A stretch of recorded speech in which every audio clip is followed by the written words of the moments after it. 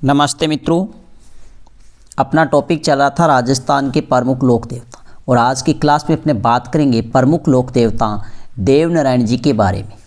तो देवनारायण जी का जन्म गोठा, डंडावता, आसीन, भीलवाड़ा। माघ शुक्ल पक्ष की छठ को इनका क्या होता है मित्रों, जन्म। तो देवनारायण जी का जन्म है, बहुत बार प्रश्न पूछा गया, गोठा, डंडावता, आसीन, भीलवाड़ा में माघ शुक्ल पक्ष की छठ को। अगर आपसे पूछे किस परिवार से थे तो नागवंशीय, बगड़ावत, गुर्जर परिवार से थे। ये देवनारायण जी किस परिवार से थे, किस वंश से थे तो नागवंशीय, बगड़ावत, गुर्जर परिवार से थे। ध्यान रखना मित्रों, गुर्जर जाति के आराध्य लोक देवता है।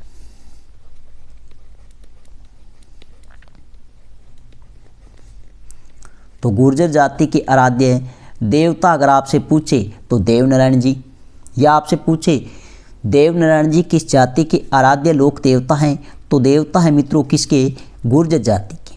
नेक्स्ट अगर हम बात करें तो वेरी इंपॉर्टेंट है, इनके पिता का नाम है सवाई भोज, माता का नाम अगर पूछे तो सेडू खटाणी, और इनके दादाजी का नाम अगर बात करें तो बाघ सिंह था, बाघ सिंह। इनके बचपन का नाम अगर आपसे पूछे तो इनके बचपन का नाम था उदय सिंह। बचपन का नाम क्या रहता है मित्रों, उदय सिंह, या बचपन का नाम या आपने कह सकते हैं मूल नाम। तो मूल नाम इनका था उदय सिंह। वेरी इंपॉर्टेंट अगर हम बात करें तो इनका आता है उपनाम, वेरी इंपॉर्टेंट है उपनाम, विष्णु के अवतार, विष्णु का अवतार, विष्णु का अवतार। तो आपसे पूछे विष्णु के अवतार के उपनाम से लोकप्रिय देवता है तो मित्रों कौन से है, देवनारायण जी। या आपसे पूछे देवनारायण जी का उपनाम है तो उपनाम है विष्णु का अवतार। ये ध्यान रखना, विष्णु का अवतार। अब क्या होता है मित्रों, सवाई भोज, सवाई भोज, सवाई भोज है मित्रों देवनारायण जी के पिता, और देवनारायण जी के पिता हैं यह अपने 23 भाइयों सहित, कितने भाइयों, 23 भाइयों सहित बिनाय अजमेर, कहाँ के, बिनाय अजमेर,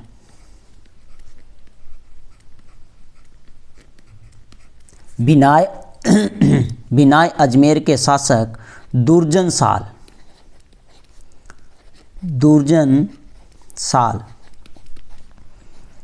के साथ युद्ध करते हुए मारे गए।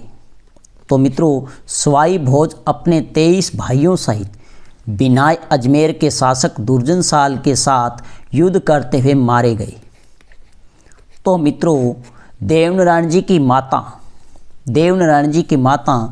देवनारायण जी को उनके ननिहाल या अपने पीहर देवास मालवा है मित्रों MP मध्य प्रदेश। तो देवनारायण जी की माता देवनारायण जी को उनके ननिहाल देवास मालवा MP लेकर चली जाती है और वहाँ जाकर देवनारायण जी को अस्त्र शस्त्र का ज्ञान दिया। जैसे ही देवनारायण जी अस्त्र शस्त्र की कला में निपुण हुए तो देवनारायण जी वापस चले आते हैं, कहाँ पर मित्रों, अजमेर। और अजमेर के शासक थे बिनाय अजमेर के शासक है दुर्जन साल। तो दुर्जन साल को मारकर अपने पिता की हत्या का बदला लिया। तो दुर्जन साल को क्या कर देते हैं मित्रों, देवनारायण जी मार देते हैं। ये ध्यान रखना, देवनारायण जी इनको क्या कर देते हैं मित्रों, मार देते हैं। मारकर दुर्जन साल को मारकर अपने पिता की हत्या का बदला लिया। ये ध्यान रखना। इसीलिए देवनारायण जी को राजस्थान में, वेरी इंपॉर्टेंट है, देवनारायण जी को राजस्थान में क्रांति का जनक कहा जाता है। देवनारायण जी को राजस्थान में क्रांति का जनक कहा जाता है, क्रांति का जनक कहा जाता है। ये ध्यान रखना। तो देवनारायण जी को राजस्थान में क्रांति का क्या कहा जाता है, जनक कहा जाता है। या आपसे पूछे राजस्थान की क्रांति का जनक किस लोक देवता को कहा जाता है? तो देवनारायण जी को राजस्थान में क्रांति का जनक कहा जाता है। नेक्स्ट अगर हम बात करें मित्रों बगड़ावतों की कथा, बगड़ावतों की कथा मित्रों ये कब कही जाती है? तो ध्यान रखना देवनारायण जी की जो फड़ है मित्रों वो जंतर वाद्य यंत्र के साथ बांधी जाती है, उस समय बगड़ावतों की कथा कही जाती है। तो देवनारायण जी की जो फड़ है मित्रों, देवनारायण जी की फड़ ये जंत्र वाद्य यंत्र के साथ बांधी जाती है, इस समय बगड़ावतों की कथा कही जाती है। और बगड़ावतों की कथा मित्रों इसकी जो मुख्य गायिका है या नायिका है, तो मुख्य नायिका है उसका नाम है जेलूबाई। क्या नाम मिलता है? जेलूबाई। ये ध्यान रख लेना। आपसे पूछे बगड़ावतों की कथा की मुख्य नायिका तो कौन सी है? जेलूबाई। नेक्स्ट अगर आपसे पूछे बगड़ावतों की कथा है इसे राजस्थान में किस उपनाम से जाना जाता है? तो इसे कहा जाता है मित्रों राजस्थान का महाभारत। राजस्थान का महाभारत।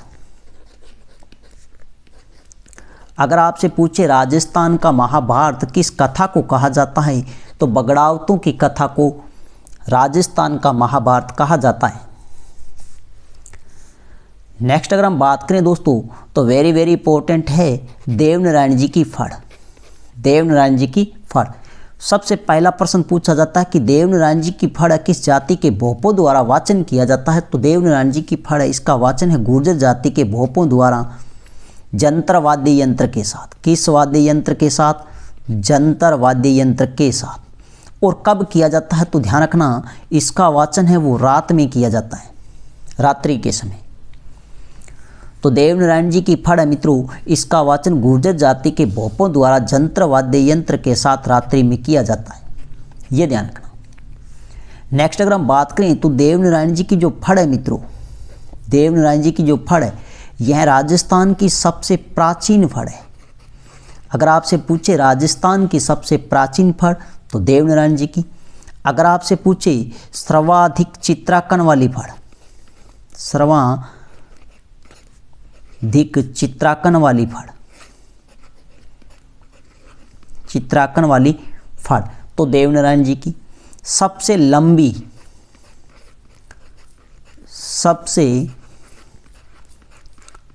लंबी गाथा वाली फड़ अगर आपसे पूछे तो सबसे लंबी गाथा वाली फड़ है देवनारायण जी की। सर्वाधिक चित्रांकन वाली फड़ है देवनारायण जी की। और सबसे प्राचीन फड़ है वह देवनारायण जी की। नेक्स्ट अगर हम बात करें तो वेरी वेरी इंपॉर्टेंट है देवनारायण जी की फड़ पर डाक टिकट। देवनारायण जी की फड़ है इस पर डाक टिकट है मित्रों भारतीय डाक विभाग के द्वारा, या आपने कह सकते हैं संचार मंत्रालय के द्वारा 2 दिसंबर 1992 को 5 रुपये की जारी हुई। कितने रुपए की? 5 रुपये की। अगर आपसे पूछे देवनारायण जी की फड़ है इस पर कितने रुपए की डाक टिकट जारी हुई तो 5 रुपये की डाक टिकट। और कब जारी हुई? तो ध्यान रखना 2 सितंबर 1992 में। किसने जारी की? संचार मंत्रालय के द्वारा या फिर भारतीय डाक विभाग के द्वारा। नेक्स्ट अगर हम बात करें दोस्तों तो वेरी वेरी इंपॉर्टेंट है देवनारायण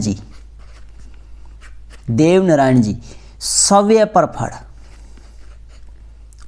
देवनारायण जी सव्य पर डाक टिकट भारतीय डाक विभाग ने 2011 में, भारतीय डाक विभाग ने 2011 में 5 रुपये की जारी की। कितने रुपए की? 5 रुपये की। ये ध्यान रख लेना। तो देवनारायण जी की फड़ है एकमात्र फड़ है जिस पर भारतीय डाक विभाग या संचार मंत्रालय के द्वारा 2 सितंबर 1992 को 5 रुपये की डाक टिकट जारी की। ये ध्यान रख लेना। और यह राजस्थान की एकमात्र फड़ है। नेक्स्ट अगर हम बात करें तो देवनारायण जी सव्य पर डाक टिकट यह भी राजस्थान की एकमात्र है जिस पर भारतीय डाक विभाग ने 2011 में 5 रुपये की डाक टिकट जारी की। नेक्स्ट अगर हम बात करें मित्रों तो देव जी, या आपने कह सकते हैं देव जी या देवनारायण जी। देवनारायण जी मित्रों यह औषधि या औषधीय शास्त्र के ज्ञाता थे, औषधीय शास्त्र के ज्ञाता थे। तो देव जी ने मित्रों क्या किया, गोबर व नीम की पत्तियों का औषधीय महत्व स्पष्ट किया। यह भी ध्यान रखना, अगर आपसे पूछे किस लोक देवता को औषधीय शास्त्र के ज्ञाता थे, तो कौन से लोक देवता औषधीय शास्त्र के ज्ञाता थे? देवनारायण जी। देवनारायण जी ने गोबर व नीम की पत्तियों से औषधि का महत्व स्पष्ट किया, यह ध्यान रख लेना। नेक्स्ट अगर हम बात करें देवनारायण जी पर फिल्म, देवनारायण जी पर फिल्म, तो देवनारायण जी पर फिल्म बन चुकी है, उसमें देवनारायण जी की भूमिका किसने निभाई थी? तो नाथू सिंह गुर्जर ने, नाथू सिंह गुर्जर ने देवनारायण जी की भूमिका निभाई थी, यह ध्यान रखना। देवनारायण जी पर फिल्म बन चुकी है जिसमें देवनारायण जी की भूमिका किसने निभाई? नाथू सिंह गुर्जर ने निभाई, यह ध्यान रखना। तो मित्रों यहाँ से प्रश्न बहुत ही बार पूछा गया है, बगड़ावतों की कथा यह कब कही जाती है? देवनारायण जी की फड़ है, उसका वाचन यंत्रवादी यंत्र के साथ रात्रि में किया जाता है, उस समय देव बगड़ावतों की कथा कही जाती है। और इसकी मुख्य नायिका है मित्रों कौन? जेलूबाई। और बगड़ावतों की कथा इसे राजस्थान का महाभारत भी कहा जाता है। तो मित्रों देवनारायण जी की जो फड़ है, यह प्रश्न वेरी वेरी इंपॉर्टेंट है कि गुर्जर जाति के भोपों द्वारा यंत्रवाद्य यंत्र के साथ रात्रि के समय इसका वाचन किया जाता है। राजस्थान की सबसे ये क्या है? प्राचीन फड़ है, सर्वाधिक चित्रांकन फल वाली फड़ है, राजस्थान में सबसे लंबी लोक गाथा वाली फड़ है। नेक्स्ट अगर हम बात करें तो देवनारायण जी की फड़ पर डाक टिकट है, भारतीय डाक विभाग के द्वारा 2 सितंबर 1992 में 5 रुपये की डाक टिकट जारी की, या आपने कह सकते हैं संचार मंत्रालय के द्वारा। देवनारायण जी सव्य है, इन पर डाक टिकट जारी की गई थी मित्रों भारतीय डाक विभाग के द्वारा 2011 में 5 रुपये की। देवनारायण जी है मित्रों, यह औषधि शास्त्र के ज्ञाता थे, इन्होंने गोबर व नीम की पत्तियों से औषधि का महत्व स्पष्ट किया। देवनारायण जी पर फिल्म बन चुकी है जिसमें देवनारायण जी की भूमिका नाथू सिंह गुर्जर ने निभाई। नेक्स्ट अगर हम बात करें मित्रों तो देवनारायण जी के प्रसिद्ध मंदिर, देवनारायण जी के प्रसिद्ध मंदिर, तो देवनारायण जी के प्रसिद्ध मंदिर है मित्रों, यहाँ से भी प्रश्न वेरी वेरी इंपॉर्टेंट है। सबसे पहला प्रश्न आता है यहाँ पर, मुख्य पीठ है इनकी, मुख्य मंदिर है, वेरी वेरी इंपॉर्टेंट है। प्रथम, तो प्रथम मंदिर है, मुख्य मंदिर है गोठा दंडावता आसिंद भीलवाड़ा में, गोठा दंडावता आसिंद भीलवाड़ा। यह मंदिर पूछा जाता है मित्रों किस नदी पर है? तो यह खारी नदी पर है, यह ध्यान रख लेना। देवनारायण जी का मंदिर किस नदी पर है? खारी नदी पर है। किस स्थान पर है मुख्य? तो गोठा दंडावता आसिंद भीलवाड़ा जिले में। यहाँ पर जो मेला लगता है मित्रों वो लगता है भाद्र शुक्ल पक्ष की सप्तमी व माघ शुक्ल पक्ष की छठ को। तो मित्रों माघ शुक्ल पक्ष की छठ को तो क्या होता है? देवनारायण जी का जन्म होता है, लेकिन माघ शुक्ल पक्ष की जो सप्तमी है मित्रों, यहाँ पर इस समय क्या होता है? देवनारायण जी क्या हो जाती है? मृत्यु हो जाती है। तो देवनारायण जी की मृत्यु कब हुई? भाद्रपद शुक्ल पक्ष की सप्तमी को, जबकि जन्म होता है माघ शुक्ल पक्ष की छठ को, यह ध्यान रखना मित्रों। यह जो दोनों दिन हैं भाद्रपद शुक्ल पक्ष की सप्तमी और माघ शुक्ल पक्ष की छठ, इन दोनों ही दिनों में गुर्जर जाति के समाज के लोग दूध नहीं जमाते, यह ध्यान रख लेना। गुर्जर जाति के लोग हैं वो दूध नहीं जमाते, ये ध्यान रख। अगर आपसे पूछे गुर्जर जाति के लोग किस 2 तिथि पर दूध नहीं जमाते, तो ये ध्यान रखना भाद्र शुक्ल पक्ष सप्तमी और माघ शुक्ल पक्ष छठ, इन दोनों ही दिनों में गुर्जर जाति के लोग दूध नहीं जमाते, ये ध्यान रख लेना। यह जो मित्रों इनका मुख्य मंदिर है, यह ध्यान रख लेना, मुख्य मंदिर। और यहाँ पर मित्रों देवनारायण जी के मंदिर, इनके साथ साथ में ध्यान रख लेना इनके पिता सवाई भोज, सवाई भोज, इनका भी यहाँ पर क्या है मित्रों, एक भव्य मंदिर है। तो देवनारायण जी और देवनारायण जी के पिता का मंदिर हम बात करें तो गोठा दंडावता आसीन भीलवाड़ा खारी नदी के किनारे, और यहाँ पर मेला लगता है भाद्र शुक्ल पक्ष की सप्तमी व माघ शुक्ल पक्ष की छठ को। भाद्र शुक्ल पक्ष की जो सप्तमी है मित्रों, इस दिन तो देवनारायण जी क्या होती है, मृत्यु होती है, और माघ शुक्ल पक्ष की जो छठ है मित्रों, इसी दिन देवनारायण जी का क्या होता है, जन्म होता है। और इन दोनों ही तिथि को गुर्जर जाति के लोग मित्रों दूध नहीं जमाते, ये ध्यान रखना। नेक्स्ट अगर आपसे पूछे गुर्जर जाति का मुख्य या धार्मिक स्थल है तो वो है गोठा दंडावता आसीन भीलवाड़ा। नेक्स्ट अगर आपसे पूछे मित्रों खारी नदी, तो खारी नदी है, इसका उद्गम होता है बिजराल गांव की पहाड़ियां राजसमंद में, ये ध्यान रखना। राजसमंद के बाद में यह भीलवाड़ा, भीलवाड़ा के बाद में अजमेर, अजमेर में बहती हुई यह चली जाती है मित्रों टोंक जिले में, और टोंक के देवली तहसील राजगढ़, देवली तहसील के राजगढ़ के निकट बिसलपुर नामक स्थान से बनास नदी में मिलकर एक त्रिवेणी संगम का निर्माण करती है, बनास डाई और खारी, ये ध्यान रखना। नेक्स्ट अगर आपसे पूछे खारी नृत्य, खारी नृत्य, तो ये मित्रों खारी नृत्य है, ये अलवर जिले का प्रसिद्ध है, यह ध्यान रखना। खारी नृत्य अलवर जिले का प्रसिद्ध है। खारी नृत्य कहाँ का प्रसिद्ध है, अलवर जिले का प्रसिद्ध। अगर आपसे पूछ ले खारी बावड़ी, तो खारी बावड़ी मित्रों यह टोंक जिले में है। खारी बावड़ी, बावड़ी अगर आपसे पूछे तो यह टोंक जिले में, यह ध्यान रखना। खारी और सरेरी ये दोनों ही बावड़ी है टोंक जिले में। अगर आपसे पूछे खारी तालाब, खारी तालाब, तो खारी तालाब है मित्रों यह भीलवाड़ा भीलवाड़ा जिले में खारी तालाब है। तालाब यह किस जिले में है, भीलवाड़ा जिले में, तो यह ध्यान रखना। खारी नृत्य पूछे तो अलवर जिले में, खारी बावड़ी टोंक जिले में, और खारी तालाब है भीलवाड़ा जिले में। खारी डाई और बनास नदी का त्रिवेणी संगम पूछे तो बिसलपुर नामक स्थान है, राजमहल के निकट है, देवली तहसील है और टोंक जिले में, यह ध्यान रखना। नेक्स्ट अगर हम बात करें तो यह भी वेरी वेरी इंपॉर्टेंट है मित्रों, देवनारायण जी की पूजा इनके मंदिर में ईंटों की जाती है, यह ध्यान रखना। देवनारायण जी के मंदिर में पूजा है मित्रों वो ईंटों की जाती है, तो देवनारायण जी को हम कह सकते हैं ईंटों के जनक, ईंटों के जनक। लेकिन मंदिर में मित्रों अगर भोग की हम बात करें तो भोग लगता है मित्रों छाछ व राबड़ी का, भोग लगता है छाछ व राबड़ी का। और छाछ और राबड़ी में आपको पता है रोटी किसकी अच्छी लगती है, तो रोटी लगती है मित्रों किसकी अच्छी, मक्का की, ये ध्यान रखना। रोटी किसकी अच्छी लगती है, मक्का की अच्छी लगती है छाछ और राबड़ी में। तो यहाँ पर जो मित्रों यात्री है तो यात्रियों को मक्का की रोटी व छाछ परोसी जाती है।